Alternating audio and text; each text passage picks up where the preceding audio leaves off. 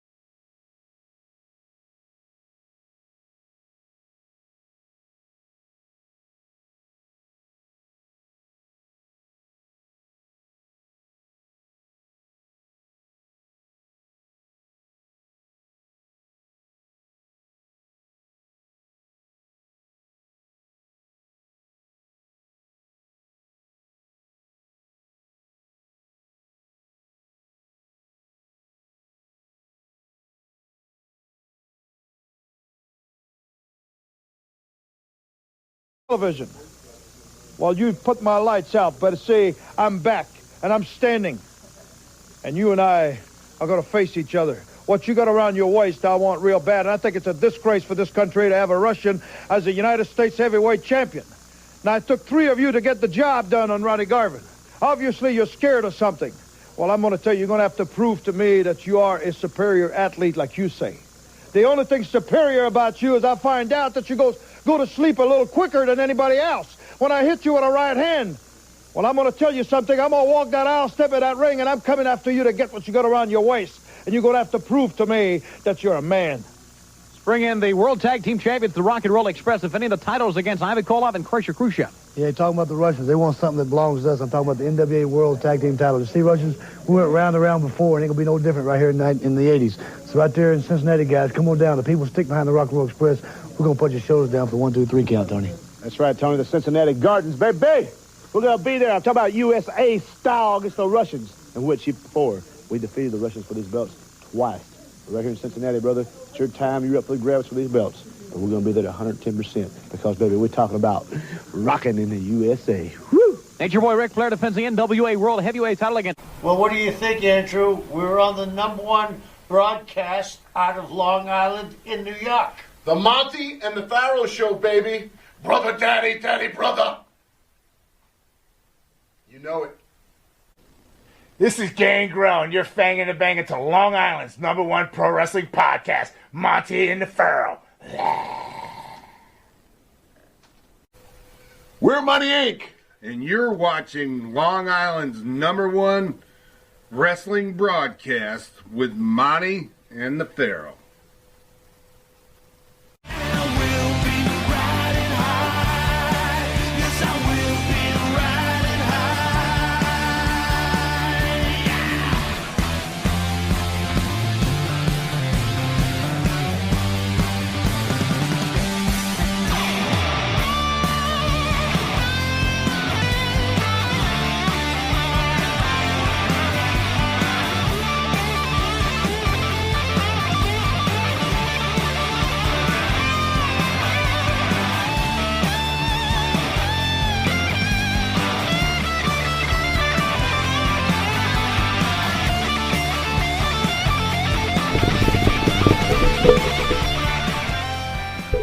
All right, welcome back to Long Island's #1 pro wrestling broadcast. Monty Nefaro, only seen here out of Indie Music TV in Ronkonkoma, Long Island. Show number 2 on a Sunday. Matt, great job on show number 1 with Ronnie Garvin. Thank you. It was a blast. Did you learn anything, youngster, about wrestling with the older icon Ronnie Garvin? Well, I gotta say, not really taking any lessons here. Oh, I guess you're not just... He's got buttons to push. Sorry. He's concentrating. If anyone didn't know, to start a show, Mr. Jimmy Farrow. Jimmy, how'd you like the Ronnie Garvin interview, buddy? I loved it. I thought it was fantastic. What a pleasant surprise. He was a great interview and a good dude. That was fantastic. So if it doesn't get any better, we've got the 9-time NWA Tag Team Champions in studio and pro wrestling icons. It just gets better and better. But before we get to them, so we got coronavirus. Yeah. No, you had coronavirus. I did. And you got rid of it. But we're talking about coronavirus in this country. Okay. Right? All right. People are getting sprayed with acid in their face. What? Oh, yeah. You don't know about that? Wait a minute. Is it the good acid that I used to take in the 80s? No, not the acid you used to take. The shit that burns your skin and makes you into a monster. Oh, who's doing that? What are they doing that for? I guess to burn people's faces. That's very productive. Right? That sounds awful. Go on. Derek Chauvin gets convicted. I think I'm saying his name right. Gets convicted Tuesday on all counts on the death of George Floyd. Yeah, we know about that. Go on. Yeah. And the breaking news and today's morning news is the cops have recovered the missing stormtrooper statue. Wait a minute. Stormtrooper? Yeah, that's like right. Star Wars? That's right. Someone stole a stormtrooper statue. But they got it back. They got it back? They recovered it? They recovered it. Thank so God. May the force be with you. Oh, thank God. Just, if this is thought, news? If anyone this is how you start the show? If anyone thought this country wasn't jacked up, it just keeps getting worse and worse by the day. This is terrible. So, all the fans out there, you've been waiting for it. The 2 greatest broadcasters are meeting the greatest tag team, which many feel, including ourselves, of all time, sitting on the couch. But before we get to them, I'd like to thank the band who sings the theme song for Monty Nefaro. Our own Jimmy Farrow, along with his partner Bart Griggs, make up this band Wisteria Hall. It's rock and roll. It is rock and roll. There you go. Is it rock and roll?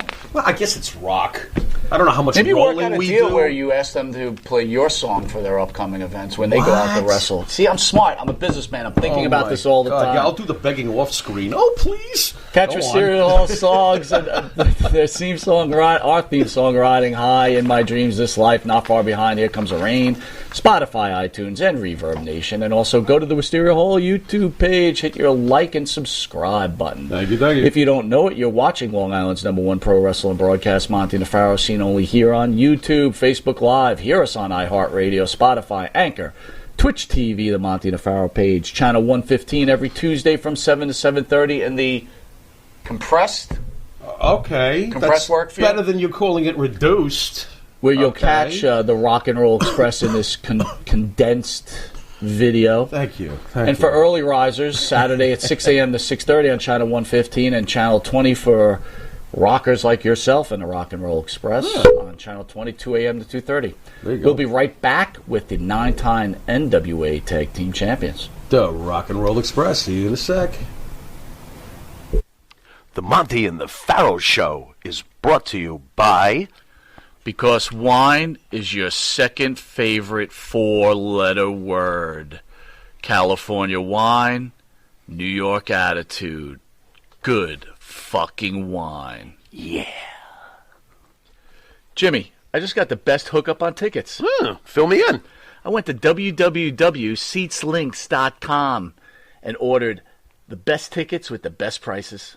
Call 718-676-0504. SeatsLink, the complete ticket experience. Tell them Charles sent you. You want to star in your own success? Call QuickCast. www.quickcast.com. 866-7-CAST-NOW. That's 866-7-CAST-NOW. QuickCast. Star in your own success. All right, welcome back to Long Island's #1 pro wrestling broadcast. Monty Nefaro, filmed here out of Indie Music TV in Ronkonkoma, Long Island. What an honor! The Rock and Roll Express are in the house, baby. What's up, guys? So glad that you guys can make it. What an honor. Amanda, thank you all for having us here today. You know, I'm laid back on this couch here, and I had me a sip of that good fucking wine. I'm thinking about taking a nap. I don't. I told you to very give the wine after. Very comfortable. Thank you. Great to have you. Kick it off, Mikey. So, how does it feel coming back to New York? You were around the fans yesterday. You actually wrestled in a wrestling match. How are the fans' reception towards you guys? Is it still the same? How does it feel? Well, but man, you know what? As you can tell from this accent that I am from New York City, but Brooklyn, you know, right? down Brooklyn.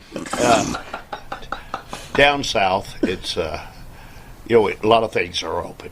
But coming back up here, gosh, you know, this is a part, you know, New York and Jersey. It's a big part of our wrestling business, you know, and it's always a pleasure to come back. You know, not long ago I was here in town, and you know, like I said, things were different. And I'm going into a building, and I open a door for the lady behind me, and she stops and points that finger at me. She goes, "I'm not tipping you." And I went, "I'm sorry." She goes, "Oh, you're from down south. Thank you." That was it. Yeah, she probably didn't know what to do. We don't do that in New York. We don't hold doors. We slam doors. Yeah, I got you. Great. No, it's a pleasure. Thank y'all guys for having us here. Thank you for being here. See you, brother.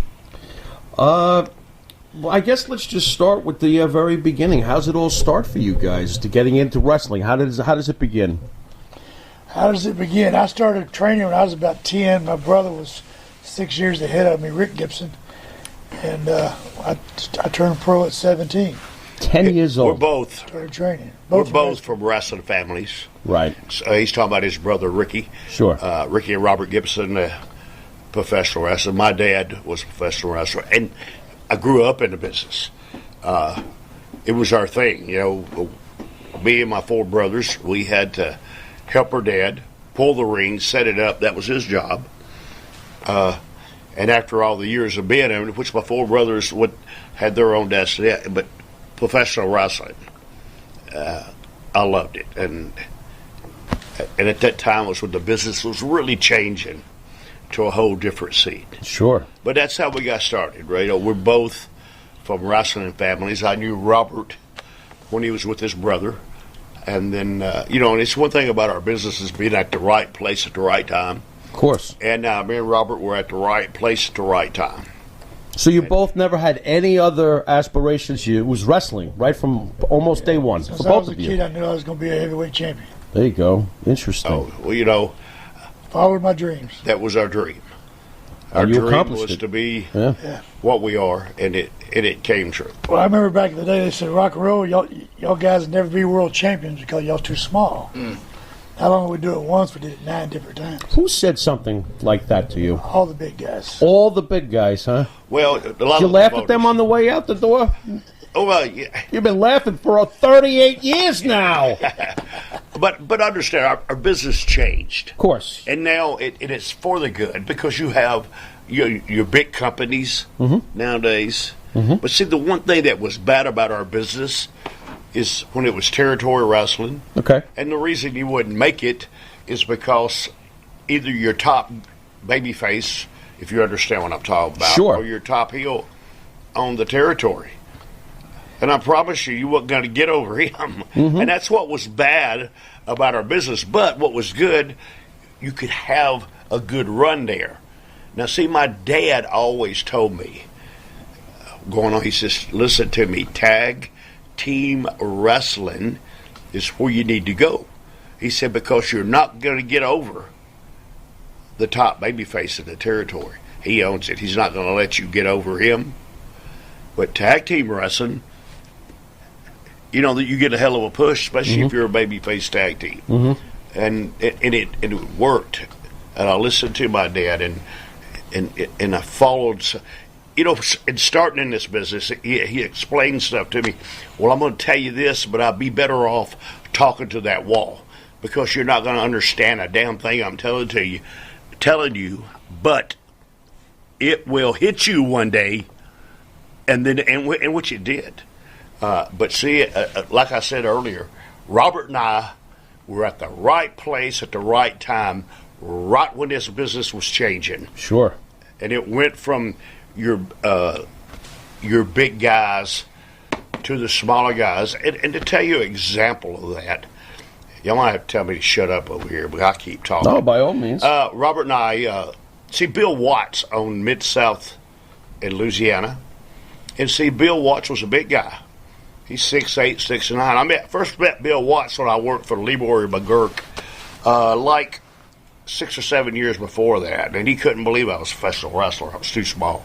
Okay. But he didn't know me then. Right. But see, he's wanting to retire. Now listen to me. He still wanted to own the territory, but he didn't want a booker, which is a booker puts the matches together, because the booker pushes itself. You see? Mm-hmm. He didn't want a booker that wrestled. Mm-hmm. So when Robert and I first go in to Louisiana, now Abdullah the Butcher was the top babyface. You know why he was the top babyface besides Junkyard Dog? It's because Bill Watts just got through beating him. They got a new heel coming in. So you got to turn Abdullah babyface so that new heel can beat Abdullah for Bill Watts. That's just how our business works. Right. But it changed. Right. They brought Robert and I in. They shot videos of us, the ones out of Memphis, and sent to her. And overnight, it's just overnight because it caught the attention of the wrestling world. You know, we went to a territory where we had to go to the bigger arenas. I mean, I'm talking the first 2 weeks in there. Mm-hmm. You guys got a crash course, huh? And I'm just telling the people the truth about our wrestling business. But it took everybody in the territory to do this. But we broke, as soon as we got there in the first week, we broke every Elvis Presley record of attendance. There you go. Until they made the bigger buildings. And in New Orleans, I tell you how big the crowds were. We had to go to the Superdome. Right. To wrestle. Right. I remember those days. Sure. What was it like? Just that. What was it like working with the Poffos back in the day? Randy, yeah. Go ahead. They were good. Randy Savage and I were the first ones that ever break a table. And that was a big old thick table. Randy. Back then, yeah. And I want to say this too. The Memphis territory, if you look in the later 80s or everybody that was in WWF that were big names, they all come through Memphis, Tennessee. And that's where we come through. Randy was he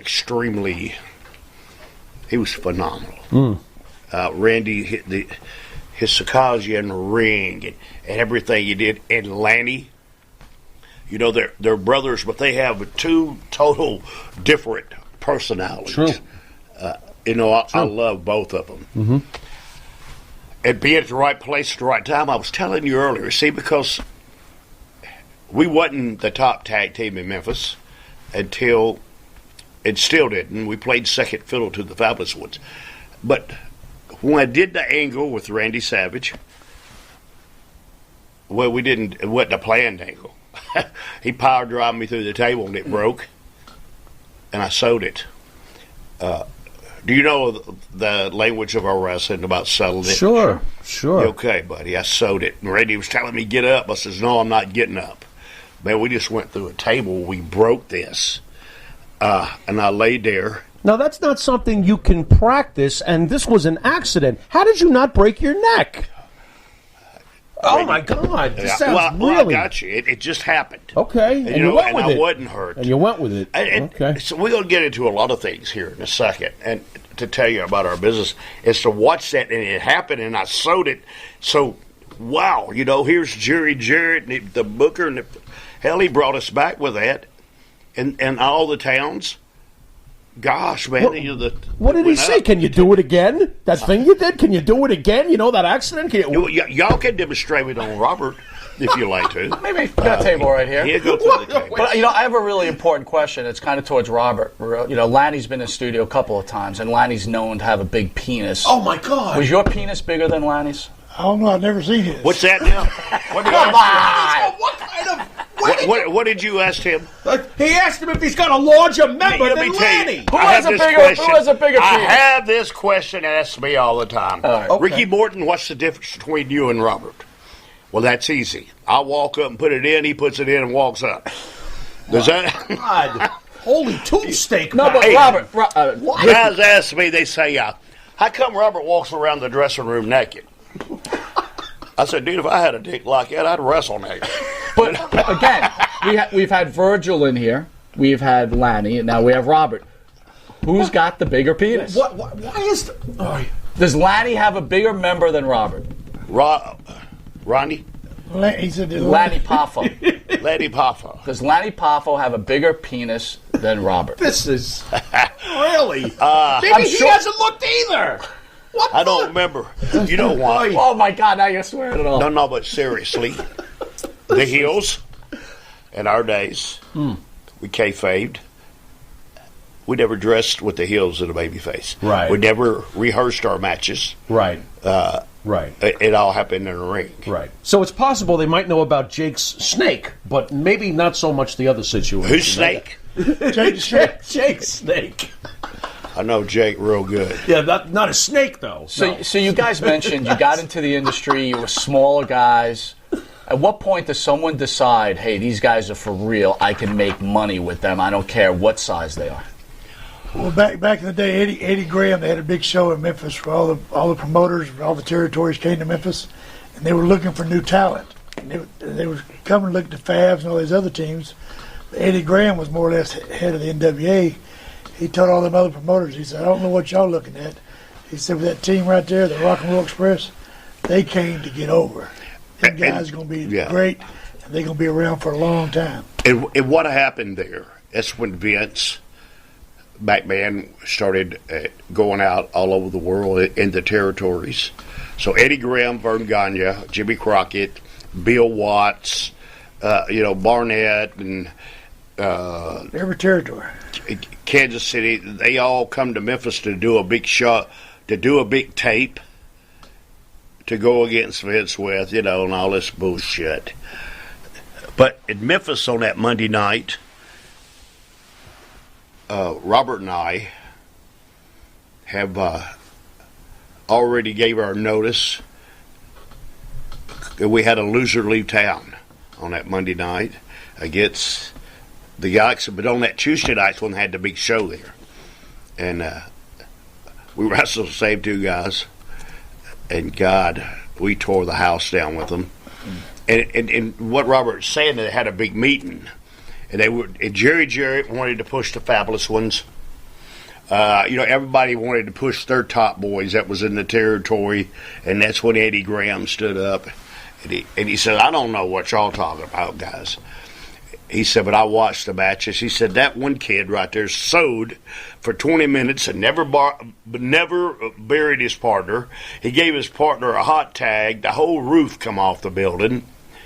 He says, I don't know what y'all thinking, but them two boys right there are money, and we was going to Bill Watts' territory. Mm-hmm. And Bill Watts was glad about it. I bet he was. And that's what we did. I bet he was. It's hard to be in a territory when you're playing second fiddle to another tag team. Right. We live in a cutthroat business. Absolutely. Really hard.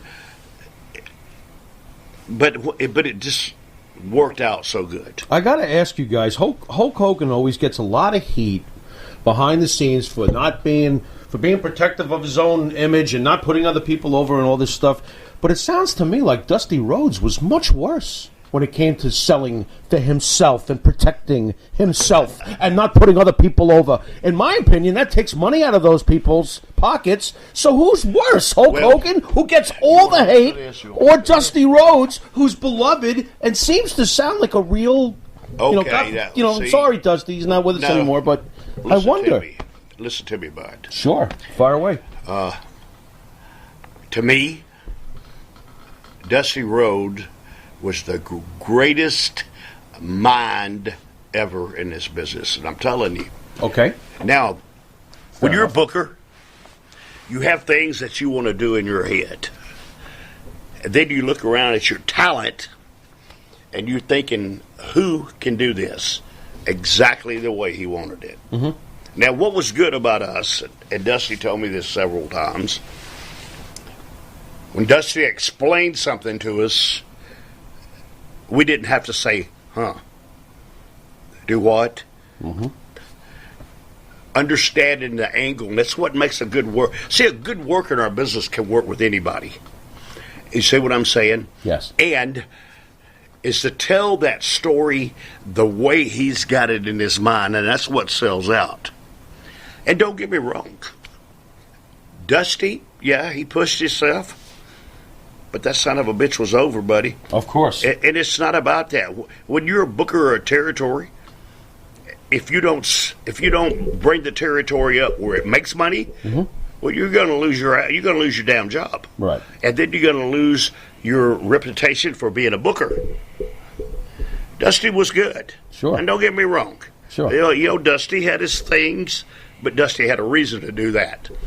Don't get me wrong. I didn't go eat at Dusty's house supper every night. Mm-hmm. You understand me? Yes. But I knew business. Right. You know, when he was in Florida, yeah, he pushed himself because he knew what he wanted, and I guarantee you the shows sold out every week. Sure.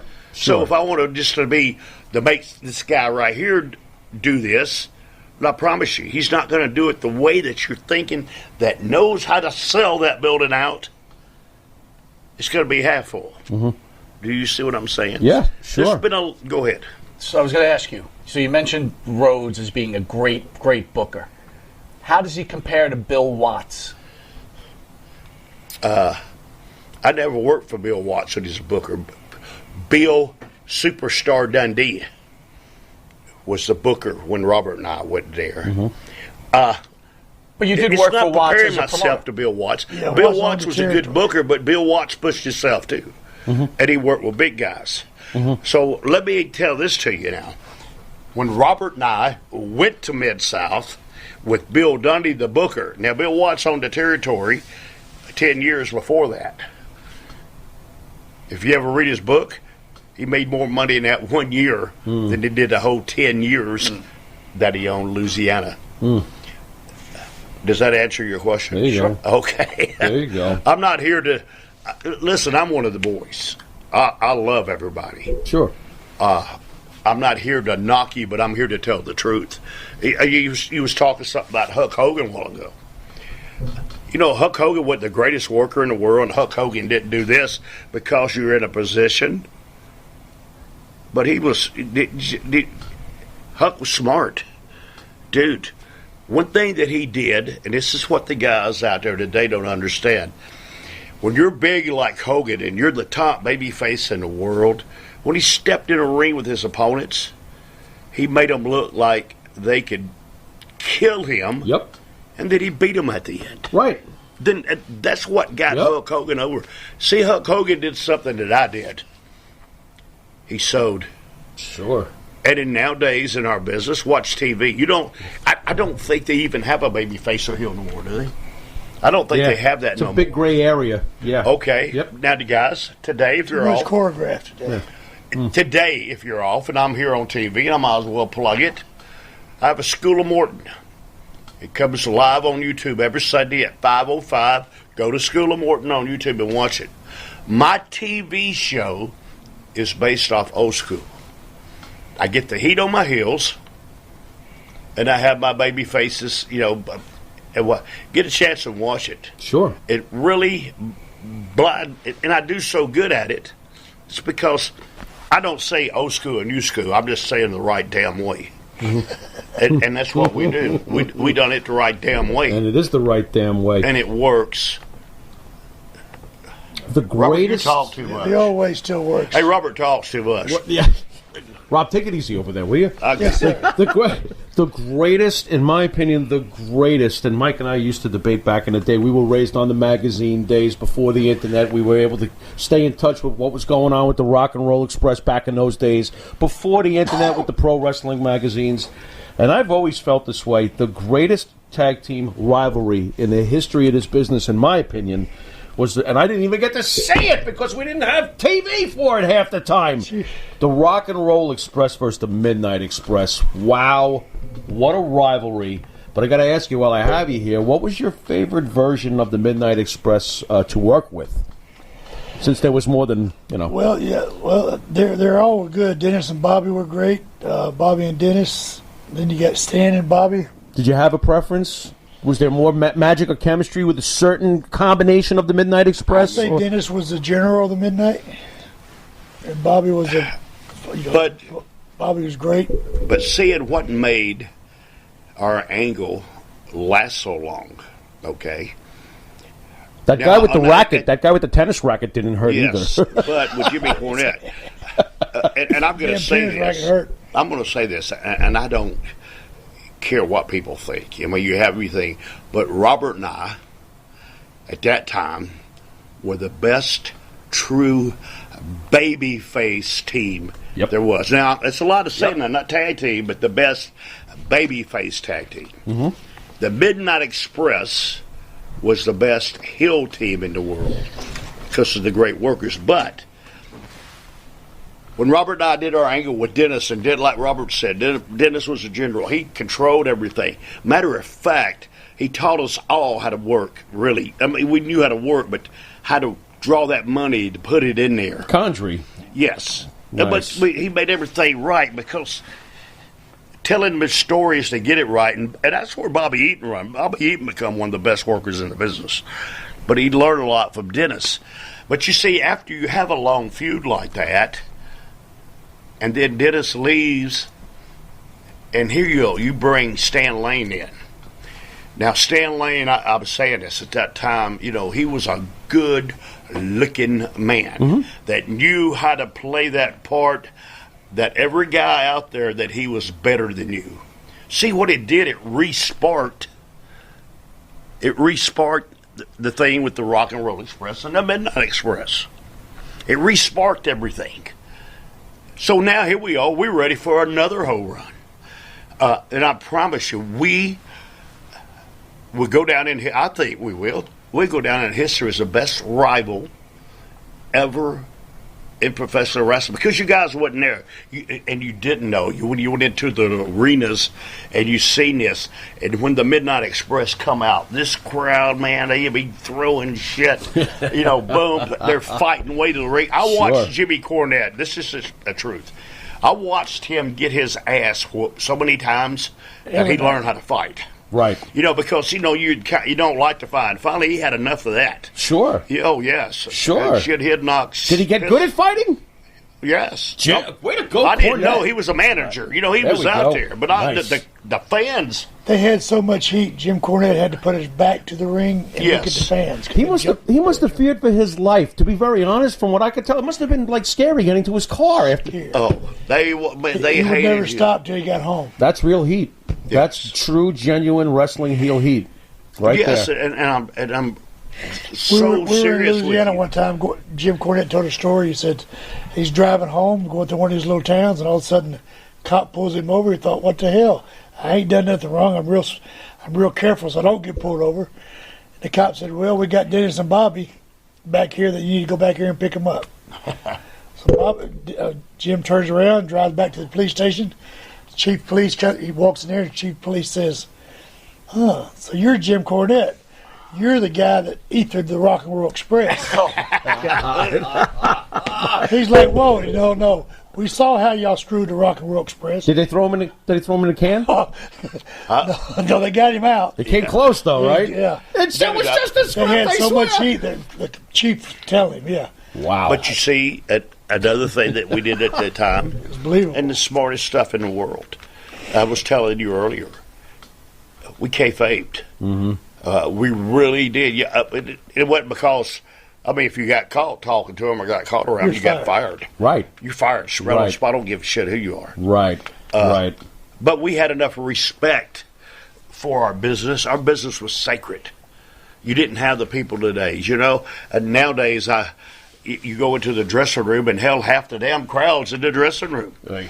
And, and guys, this is good. We get back to, I'm going to jump back to that Liam you asked me about a while ago. The guys even bring their girlfriends in there. In the dressing room, I asked them, I said, "Well, you get your girlfriend in the dress. This is the man's dressing room." Well, they say something under their voice. And I tell Robert, I said, Robert, get dressed. Yeah. Brother, take his pants off. There you go. Shit. There you Look go. Here. They get them girlfriends out of there real quick. Yeah. Yeah. That's great. Mine's like that, too. There you go. Oh, yeah. How about if I can get your thoughts on, because I do believe he's incredibly underrated, and I feel like history is almost like he's going under the radar as the years go by. How underrated was Bobby Eaton? I thought Bobby Eaton was fantastic. Do you feel he's underrated a little bit over the years? Like he doesn't get enough love? Because I feel like he doesn't. That's just my opinion, of course. But thoughts on Bobby Eaton? From the real boys, he gets a lot of love. I bet he does. Bobby, and then I want you to stop and think about this. How many stories have you heard about Bobby Eaton? Okay. Mm-hmm. Have you ever heard any of the boys say something bad about him? Not yet. We've been doing this quite a while. Not a word. Nobody has. Yeah, not a word. Bobby is, I love Bobby Eaton. Bobby Eaton. It was a pleasure working with him. Him and Jerry Lawler, I thought, Bobby being in the tag teams, and Jerry could tell some of the greatest stories in a match. Mm-hmm. There ever was. And it's not the big things. It's the little things that Bobby did in a match that caught your attention because nobody else does stuff like that. And all, Bobby was the greatest. But I don't know if it's because Cornette's got so much heat with the offices that they have to. I don't know. I love Jimmy Cornette too. I don't care what he says of him. There's nothing he can say to make me not love him. I don't care. He has his podcast and he blisters people's asses. He goes wild. Yes, he does. But he hates us, by the way. He Just throw that right in there. Does he really? Blocked us. He blocked us. Hi, Jim. Really? Yeah. How you doing there, buddy? Jim's not a fan. What? Hi, Jim. Hey. Well, I don't know. You're ruining wrestling. Who's ruining wrestling? You. But Me? But if Hi, Jim. Yeah, if nothing else, but they did put him in the Pro Wrestling Hall of Fame. Robert and I are going into the Pro Wrestling Hall of Fame in October. One in Wichita Falls, Texas. It's a great honor. Thank you guys. But if nothing else, WWE, they don't got to put Cornette, but they need to bring the Midnight Express on stage. Sure. And they really need to have somebody there to tell them the greatest heel team that ever performed. You're not going to get an argument from me. No this is what we're for trying me. to do here, right? We're trying What's to that? We're trying to educate the newer fans on icons like yourself that have made this business, and sometimes it just gets lost in translation. Okay, and I'm glad you said that, fella, because I've been watching wrestling, and I've been watching where they're going, and and you see where Vince just let go 20 more people. And I'm sorry for the guys that they're, but I think they're going to have to re-educate our fans all over again, because now if you watch TV, and I'm sorry to say this, I'm not knocking the guys, but holy shit, they all dress alike. They all got the ripped bodies, which that's cool. I mean, because you are professional wrestlers and you look good, but you still got to have your other ones. You still got to have the guys with the gimmicks, and you still got to learn how to get heat to make this pay-per-view next week something to watch. And the damn first thing they need to do is don't let the people know what the finishes are. God damn, they already know everything before they go there. Or how about make it a little more realistic? Huh? How about make it more realistic? Yeah, bring back some realism. Okay. I want to feel like I'm watching a fight with a then purpose. Thank you for saying that. Please. Yeah. In my time, when I was in my prime, and I took pride in this, okay? My deal was to give Robert a hot tag. He could do the best comeback in the world. You understand me? Mm-hmm. Yeah, you'd get annihilated. But listen to me. If I can make the guy on the front row really believe what's happened to me is happening. Now, I'm talking about, if you shoot me out of a fucking cannon, I'm not going to kick out on one. Mm-hmm. Do you understand what I'm saying? Mm-hmm. Today's fan doesn't, but I do. See, now I'm thinking about him. Now, just think when I'm wrestling, and Arn Anderson keeps asking me, and my nickname's Punky. Arn Anderson be asking me, Punky, you okay? Are you hurt? Now, even the guy I'm wrestling thinks I'm hurt. Mm. So what the hell you think that guy way up there in that saying? What the hell you think that guy on TV saying? All right? Oh, yeah. And in our business, it's not about putting over or losing a match. It's a business. You got to have a good guy and a bad guy. Huh? To draw money, you got to have a good guy and a bad guy. Yes, but see, drawing money as a baby face, I don't want to win. You see, because if I win, what am I going to do next week? Mm. It's the chase. You understand? The chase. Okay. Well, people pay to see me win. They don't pay to see me lose when you're a champion. Right. And if a heel screws you every week or every month or whatever you do, that's what puts asses back in the seats. Yeah. And it's hard. But see, I'm glad you said that, because there's going to come a time when they're going to need people like that. And finally, I might get a damn job with a big company in the back. There you go. Because I know that. And I know how to explain it to the guys. I know what they're doing. Even on the independent circuit, the guy asked me, hey, would you watch my match? I say, sure. And I go out and watch it. And he comes back. And I said, did you watch the match before you? He goes, no. I said, well, you did the same damn thing. It's just a repeat of everything. And it's like Robert and I nowadays, when we go on these independent shows. I was talking to Eric about this earlier. I like to go on before intermission, because most of them are 27 matches. People sit there and see the same shit over and over and over, and nobody knows how to work the crowd. Nobody has to do this right here. And if we're on 27th, and I'm not, but they already got our autograph and they're gone. They're already drained. Because it's 2 o'clock in the damn morning. Mm-hmm. Nobody gives a shit no more. Right. But if you keep the people interested in the card, see, this is what was good in the old days. You had your opening matches that built up. Right. And then your semi-main event was an angle. But then again, it was an exclusive club, too. Now everybody and their brother can be a wrestler. I mean, shit, at my age, I can go pay $250. I want to be a wrestler. It feels like that. Oh, yes, I got you. Yeah, it feels like that. Everybody's a wrestler. Everybody comes up to you, and see, this is what kills me, too. They give you the wrestling handshake. It's what they think it's a wrestling handshake. Right. They don't have a clue what that even means. And I do. Did you have someone try to give you the wrestling? Hey, what's up, bro? Yeah, what was that? I'm going, what the fuck? Man, what are you doing? But they don't understand. Yeah. See, that's the main thing about the guys today. If you're going to break them into the business, see, I don't teach a headlock at my wrestling school. I got somebody else to do that. I teach you how to understand our business. And then and that's the same thing I was telling my daddy. What I'm explaining to you right now, I'll be better off talking at wall, because you ain't going to have a clue what I'm talking about until later on, and it hit you. It will hit you like a brick. And it will.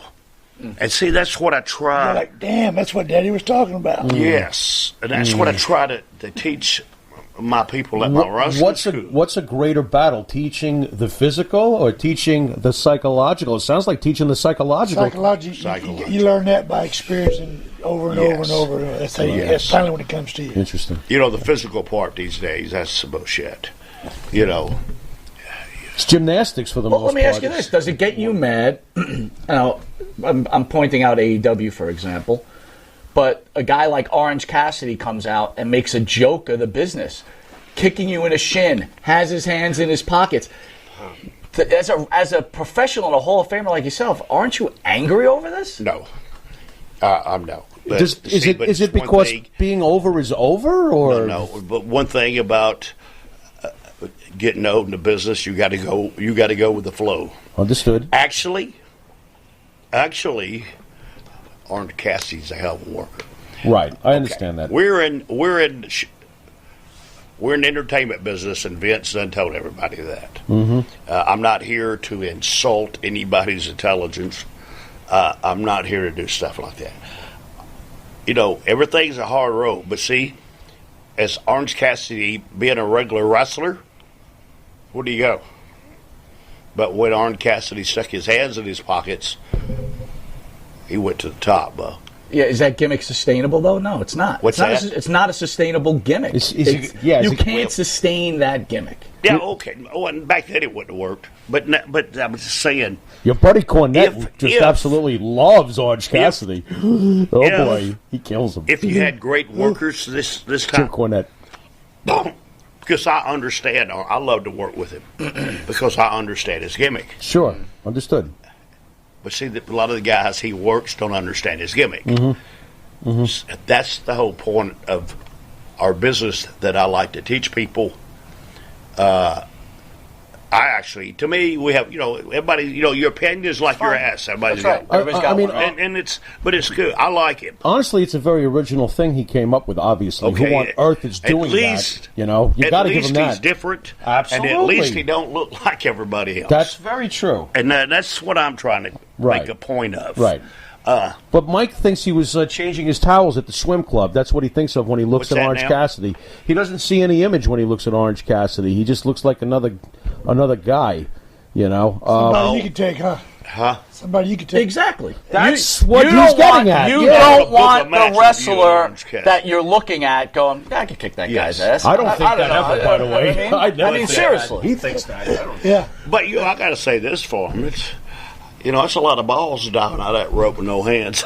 Yeah. It's a lot of balls coming off that top rope. Go to Circus Olay then. Circus Olay. Go to the circus. But look at the wrestler today. Fuck, they need to put trapeze shit up above the ring because that's all it looks like. Pretty much. Did you guys... I'm going to beat you up, but hold on. Stand there because I'm going to go on the top rope and I'm going to do a triple Lindy and hit you with my toe. I promise you I'll move. I would hope so. I would hope so. Did you guys catch any crap when you were... you accepted the WWE Hall of Fame induction? Look, we go at it all the time with one type of fan, the Vince McMahon hater, who's obviously an old school territory loyalist. Did you guys catch any crap for accepting Vince's induction, considering you didn't do work with Vince? Anybody say to you, what are you doing going to Vince's Hall of Fame? Any kind of crap like that? Because I thought it was the greatest compliment ever. Absolutely. Everybody gave us support going. No. Were you surprised? Were you surprised when you got the call? And see, now you stop to think about this. We didn't work for WWE. Right. But they put us in their Hall of Fame. What are they trying to sell the people out there? One of the greats. That in our time...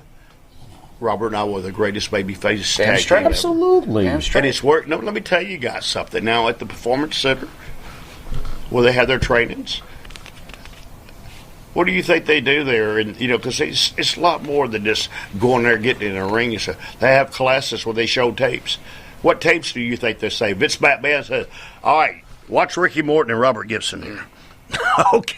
Do you understand me? Watching their tapes, showing their kids. Yeah, watch this tape. Watch Ricky Morton say, watch Robert Gibson do it. There you go. Comeback. And again, another compliment to you guys. We talk about this all the time. Today's wrestler is small, okay? Today's wrestlers are what? Are small. A lot of them. Smaller. Yes, smaller. I got you. You guys were on the smaller end, but you always played big. Yes. I always believed that you could take on an Nikita Koloff and beat him. Absolutely. Because we use that speed. But see... Now, thank you for saying that, because that was back then. That was called working. That was psychology. Right. Mm-hmm. Now, and I'm going to go off here on a whole. I'm a squirrel jumping over here to this limb again. Now, Jerry Lawler was great at telling stories, but to me, the greatest of all times, the greatest world heavyweight champion. Oh, okay. Is Ric Flair. Without a doubt. Now, because I'm going to tell you, Rick, a lot of people think sometimes, I heard some of the guys say, well, he does some of the same things in the ring. Well, hell, when you go an hour every night, it's only some. But I had the opportunity to do an angle with Ric Flair. Absolutely. Now, have you ever been and Robert and I were big baby faces in Charlotte. But to go out to the ring as a big baby face, where half the people are cheering me and half the people are cheering Ric Flair. Okay, that's in Charlotte. Now I'm going to get to that in a second. But now I go to Philadelphia. Philadelphia is the biggest hill town I ever been in my life. I don't think them people even like ice cream. You know, they hate. They don't like Santa Claus. We know that. I know. Yeah. They hate everything. Oh yeah, they're rough. I'm wrestling Rick in Philadelphia. We're going 60-minute match. I don't know this until I get in the ring because that's how sacred our business was. We did it every night. I expected it. I got in the ring and the referee goes, "You're going 60 minutes, Broadway." So, but with Rick, I go to the ring first. And, dude, I'm called everything in the world. They're throwing a shit at me. Beep, beep, beep, beep, beep. I get in the ring. Boom, and here comes Ric Flair. Holy shit, this building is erupted. It's going crazy. All right? And here comes Rick in the ring. Now, I want you to stop and think about this. In 10 minutes in the match, he done turned half the people. Okay? 20 minutes in the match, he done turned them all. They are throwing shit. And all of a sudden, they push the guardrails all the way to the ring. Robert and Arn Anderson are watching. They come down to the ring, man. Because and I'm taking bumps and knocking people off the ropes that's trying to come in the ring and get Rick. Now, we're supposed to go an hour. And he told me, he says, "Ricky, man," he says, "I'm going to have to do something." He said, people going to kill me. I got to get out of here. Okay. He did a spot. I think he threw me over the top rope over where you were. For me and Robert could get to the attention of the crowd. Right. For him and Arn. Not to go back to with the way they come. They went through a side door. Slip out the other way. Out. Yeah. Okay. Now, do you see what we're talking about here? It's not his ego. He's a heavyweight champion of the world. He's wrestling me.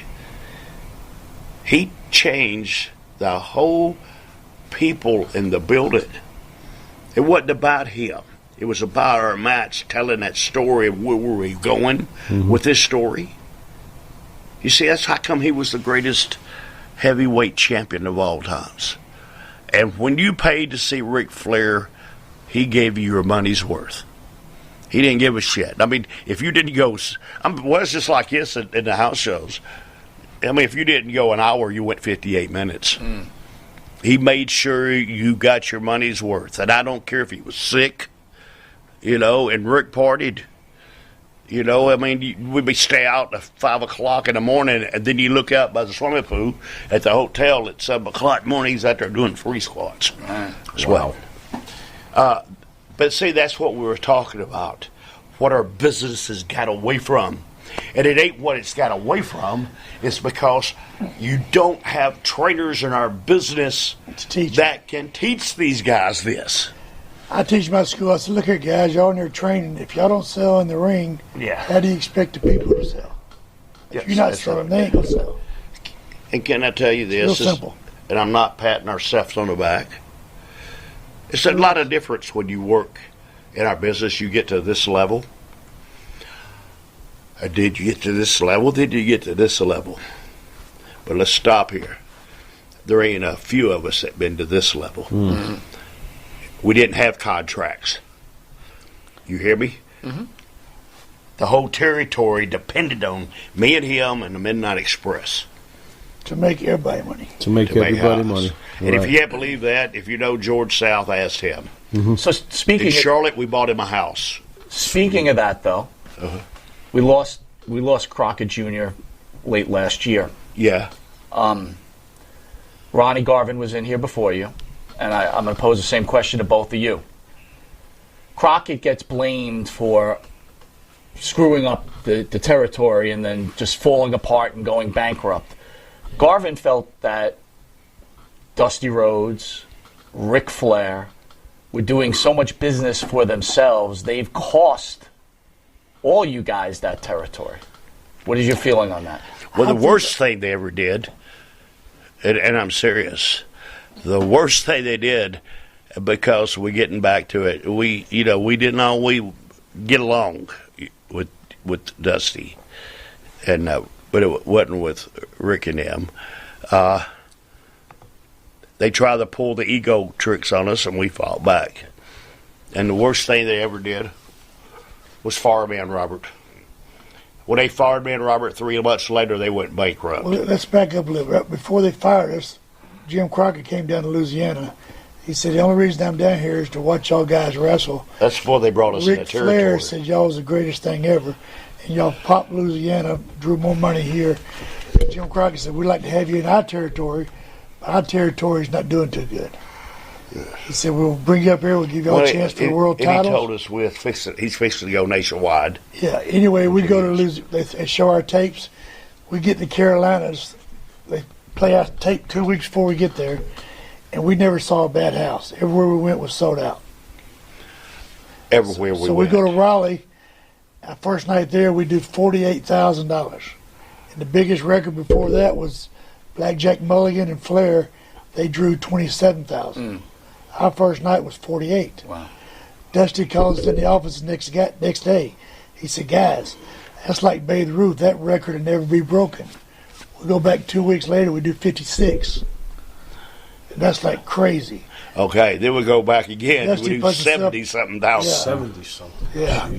And then we start off So we went with the broke a different record things. from 27,000 to 72,000. But to Garvin's point, he said you guys are doing these house shows. Are you making this money? Meanwhile, all the money on the planes for Flair and Rhodes were being spent out the side door. Look at before that though, they didn't even have no airplanes. They didn't get airplanes until we got there. Bill Watts never had an airplane until we went there and broke his story. He bought planes. Yes. We left Louisiana. What happened?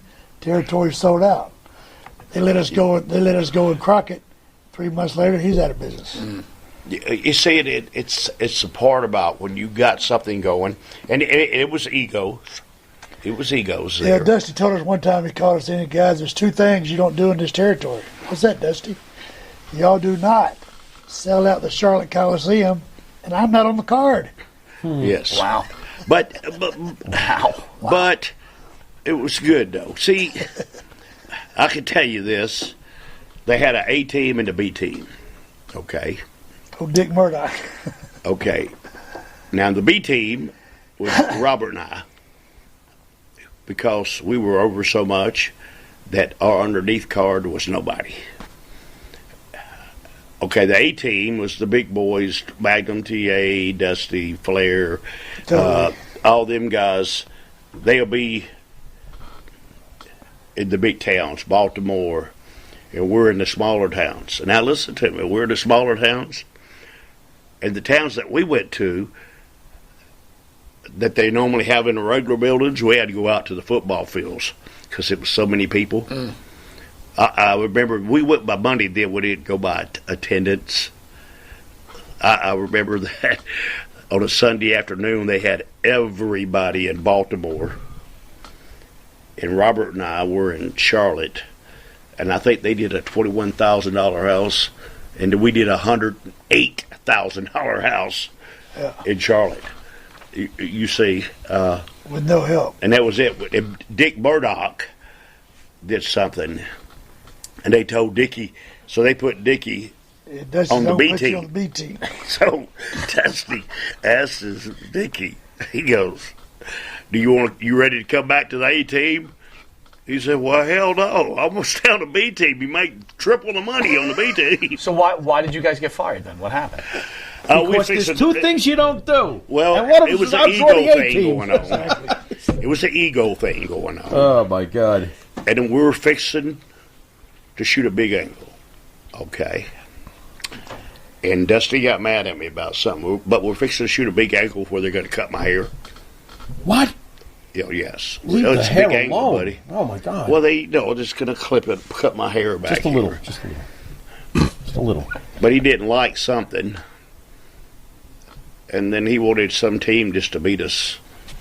He told the finish, just beat them and get them that way. But I didn't. It's really my own fault too. Okay, I let them beat us, but after they beat us, I jumped up and did the strut across the ring at about 3 seconds. Yeah, the match didn't go 3 minutes. So they fired us over. But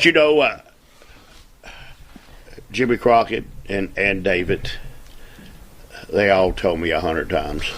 So the worst thing they was fire y'all. Worst thing. They even had ads in the papers in that territory.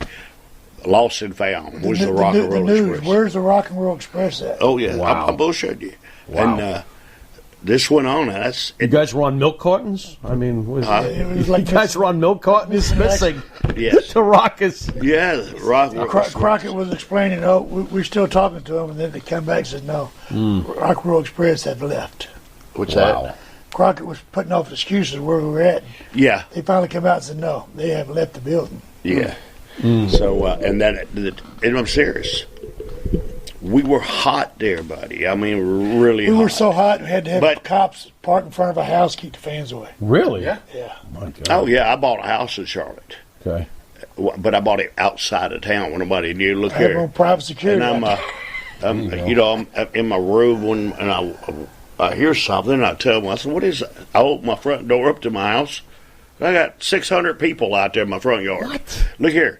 Yeah. All my flower pots are gone. Oh, and God. people getting souvenirs. I had to get the police to come down, but then they had a fence put around it, and then I had the cops come by my house 4 or 5 times a day. Unreal. Serious. No one was hotter than you guys. I told you I was in Louisiana. I came down. I think when I was there, I think Turner might have bought the organization, so the house shows were not what they were. Like, I walked in there, it was kind of light, but I mean, you guys we were WWE guys, and we used to talk when we were much. We were like, when are they bringing these guys up? What's going on here? When are these guys coming to the territory? I never understood why we never saw you. But you look at WWE and things. See, they come to your town once a year, and they don't sell out.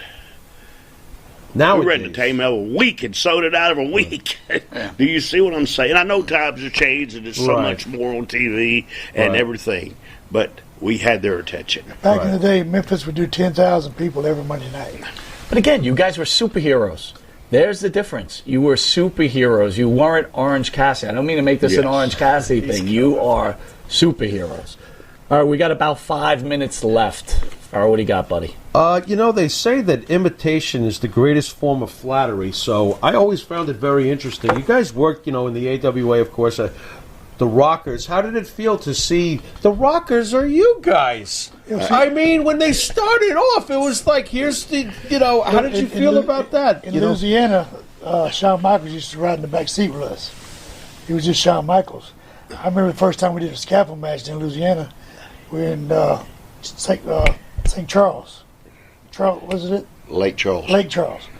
Anyway, they're setting up the big old scaffolds, and Shawn went out there and he climbed up halfway up, and he come back down. He goes, "Hell no." Too much. Okay, but listen to me. That's Short's like they became the Midnight Rockers. Right. It was a compliment to me. Sure. Shawn is a friend of mine. Sure. He's a friend of Robert's. You hear me? Marty was a friend of ours. Sure. I really... And don't I remember get me coming wrong, in there. I don't know what happened to Marty. Marty just... I know, he punched me in the face when he was in He studio. did punch him in the face. That's a whole other story. That's a whole nother story. On the floor was a lot of fun. I just don't know. I had my bad times in my life, where I went through a... I'm not lying to you. Sure. I did cocaine. I'm not lying to you. But I didn't know what happened. I know that it was a great compliment to us. I love Marty. I know the boys used to say, "Hey, man, y'all better not be wearing them bandanas." Me and Rick walked in, and Hey, I don't give a damn. Y'all can wear them. We don't bother us. Go ahead. Sean, here, I said, man, that's cool, bro. Yeah, that's compliment. But you know what? And we worked at a little deal with them out of Memphis. And we did good business. Yeah. We had great matches with, Martin, I got to say this now. Shawn Michaels a hell of a worker. He's a hell of a worker. Of course. Did you see the greatness coming? Because Shawn Michaels... Shawn was great. Did you see the greatness back then that was coming for him? Were you surprised when he became such a superstar? This guy's one of the greatest of all time. Yeah, Shawn, I do you back watch. How about Marty back in those days? Marty was... I love Marty. Marty's good. Marty was fabulous back in those days. Marty was good. Yeah, Marty was great. Yeah. But I just don't know. He's a little out there, though. Yeah, I gotta get in my typical Freebird question. What was it like working with the Freebirds and Michael Hayes, Buddy Jack Roberts, and Terry Gordy? Me and Michael Hayes used to hitchhike to the TV station together, set the ring up. They grew up together. Really? You grew up with Michael Hayes? I gave Michael Hayes his first Did you guys job. have measuring contests and stuff like that? Because you're legendary. I'm assuming Michael Hayes has been around the block, I gave Michael Hayes his first job setting the ring up. Yeah. Wow. Really? I was the head of the ring crew.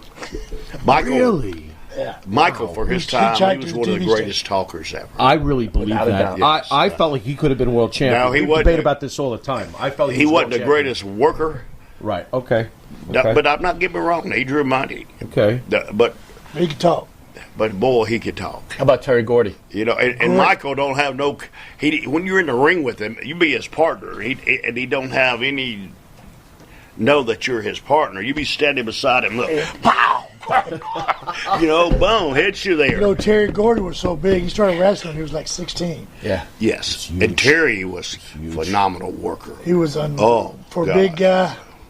Oh yes, loose, he was.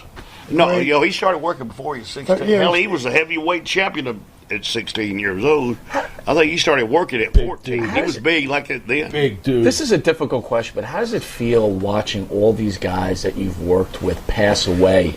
All these wrestlers pass away. I mean, does it rip your heart apart? I mean, we lost Road Warrior Animal. We're just losing all these guys. Listen, dude. These guys.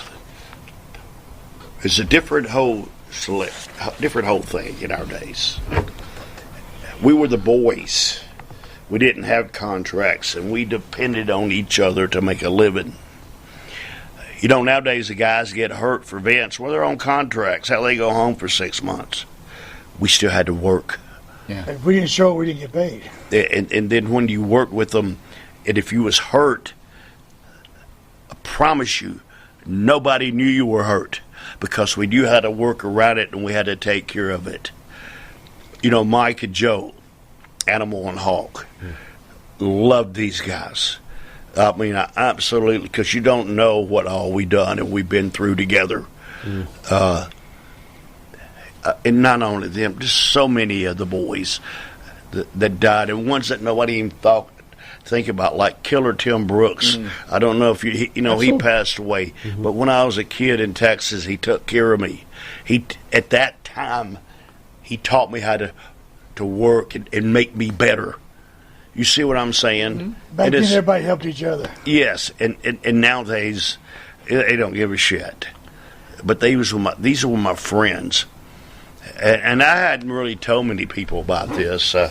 My birthday was September the 21st.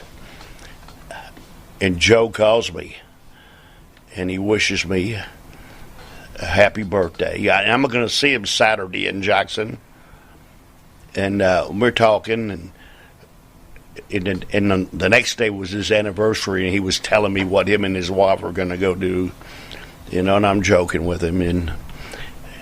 But I'll never forget this, man. He says, Ricky, I called him, when we were gang, he said, Ricky Morton, I love you. And I said, Joe, I love you too. And he said, I'll see you Saturday. And he died the next day. And his wife. You see, that's things that's really hard. Yeah, it's hard. It's emotional. And I'm the kind of guy, I don't go to funerals. I remember you as yours. It's even like I told my wife, I says, if I die, and I don't have no funeral. I do not have no funeral. I don't want nobody to come see me dead and burn me up. Spread my ashes wherever you want to. I don't like that. So it's not disrespecting anybody over that. But I want to remember you as you were. It's a lot of hard times in this business, guys, that the crowds don't understand. It's a lot of things that you don't understand, how we depended on each other, how we loved each other. Back then, you didn't fight. You understand me? You cut. You know, if you had a problem, you just cut an interview on them, and it was over with. Nowadays, they want to beat you up and kill you, and well, hell, when they wrestle you in the ring, they beat you up and kill you. You know, and guys get beat up in the ring. They don't know they got beat up because they're used to working so stiff and having no clue. I tell these boys today, hit me hard as you can. Why? It's because your working punch is killing me. Yeah, you know, they have no clue of what they're doing in the business. And if you want to learn, why don't you come and see me and Robert? Yeah. I promise you, anybody out there, you come to my school, and in one day I can teach you more than you learned in the last 5 years. And I'm not bullshitting you. That I believe. I believe it. I've had many students tell me that. Huh? I've had many students tell me that. Hell, I've learned more here in a day than I learned all 2 years ago. Oh, yeah, I do seminars a lot all over the country. And the guys tell me, said, damn, I didn't realize that. I said, yeah. Is that damn easy? You know, I didn't know it was like that. I said, dude, you don't, and I'm serious. Well, I was settling this earlier. You know, you don't got, you know, you watch the guys. You go to wrestle match and you'll see 7 million chops. And the reason they do that, because the people at the first 2 matches, they start doing the Ric Flair thing. Woo, woo. But after the 4th or 5th match, when they done seen it 7 million times, they don't give a shit no more. Yeah, those woos are not so enthusiastic after. You know what? I don't chop. You got a lot of fans congratulating you guys on making it to the Hall of Fame upcoming. Thank you. We want to thank you guys for coming in. We're out of time. You guys are fantastic. God bless.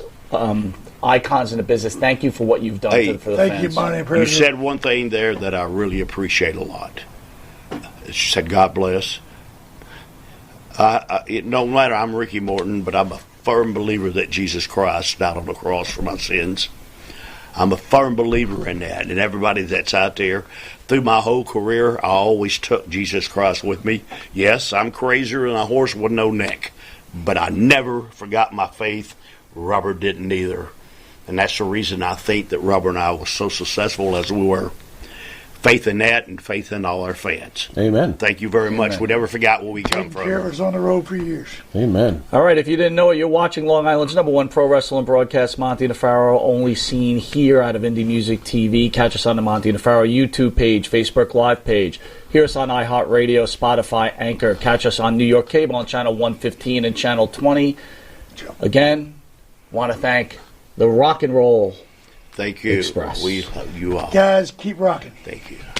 All right. Hey, and if the music's too loud, you're too damn old. You've been watching Monty and the Pharaoh, and until Thursday, later.